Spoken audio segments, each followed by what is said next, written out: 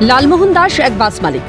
বাস নম্বর WB19L9666। Fraserganj থেকে Howrah station পর্যন্ত বাসটি চলে। তৃণমূল নেতারা লালমোহন দাসকে বলপূর্বক তার রুটে বাস চালাতে বাধা দেয় গত 6 মাস ধরে।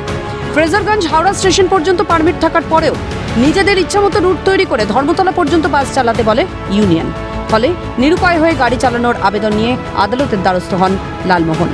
শুক্রবার বিচারপতি রায় চট্টোপাধ্যায়ের এজলাসে এই মামলার শুনানিতে বিচারপতি নির্দেশ দেন, বাস মালিক বাস চালাতে পারবেন, পারমিট অনুযায়ী গাড়ি চালাতে নির্দেশ। আরটিও এসটিএ কে নির্দেশ, বাস ঠিক রুটে চালাতে পারছেন কিনা বাস মালিক তা দেখতে হবে। তৃণমূলের নাম করে ওনারা একে থ্রেট করে যে ওনাদের সঙ্গে ওনাদের মতো করে ওনাদের যে মালিক ইউনিয়ন করেছে নিজেদের মতো করে তাদের সাথে এনাকেও গাড়ি চালাতে হবে বেআইনিভাবে।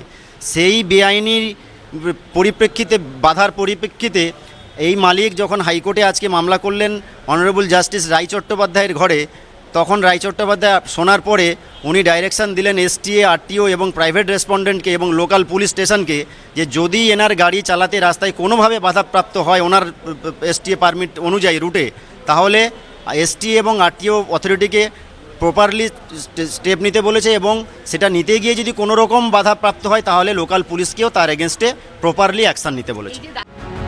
লালমোহনের অভিযোগ 2023 সালের মে মাসে বাস কেনেন তিনি, তারপর বাস চালানোর কাজ শুরু করেন। এরপর তৃণমূল সমর্থিত ইউনিয়নের নেতারা তাকে বাধা দেয়। অমল সাহা, প্রসেনজিৎ জানা, রুট সেক্রেটারি বাপ্পা হালদার, মলয় বৈদ্য এই সকল তৃণমূল নেতাদের নামে অভিযোগ লালমোহনের। এরা বলছে গাড়ি হাওড়া পর্যন্ত অনুমোদন থাকলেও ধর্মতলা থেকে চালাতে হবে। বাপ্পা হালদার রুট একটা বানিয়েছে, 20-22খানা গাড়ি নিয়ে রুটের সেক্রেটারি, রুট একটা বানিয়েছে, রুটে একটা সেক্রেটারি তৃণমূল দলে আইএনটিটিউসি সেক্রেটারি হয়েছেন। উনি ডায়মন্ড হারবার থাকেন। উনি আমাকে বলছে আমার গাড়ি ওনাদের সঙ্গে চালাতে হবে।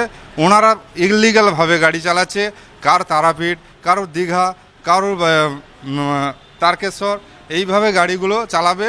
ধর্মতলা তারা যাচ্ছে না, অথচ ধর্মতলা থেকে ঘুরিয়ে নিয়ে যাচ্ছে। সেইভাবে আমাকে চালাতে হবে। আমাকে সরকার পারমিট দিয়েছে আমি পাবলিক পরিষেবা দেওয়ার জন্য, কিন্তু আমাকে বলছে না, যে পাবলিকগুলো হাওড়া যাবে হাওড়া যেতে পারবে না, ধর্মতলা থেকে নামিয়ে দিতে হবে। ধর্মতলা থেকে ওনারা অন্য জায়গাতে বাস ধরে নেবে। তা আমি ইললিগালভাবে কেন গাড়ি চালাবো? এরপরই মামলা করেন লালমোহন। সেই মামলাতেই বিচারপতি স্পষ্ট জানান, পারমিট অনুযায়ী বাস চালাতে পারবেন লালমোহন। বাস মালিক ও চালকদের নিরাপত্তায় গুরুত্ব দিতে হবে, তাদের নিরাপত্তার জন্য পুলিশকে নির্দেশ হাইকোর্টের। ফলে আদালতের নির্দেশ তৃণমূল ইউনিয়নের দাদাগিরির উপর সজোরে ধাক্কা বলেই মনে করছে ওয়াকিবহাল মহল।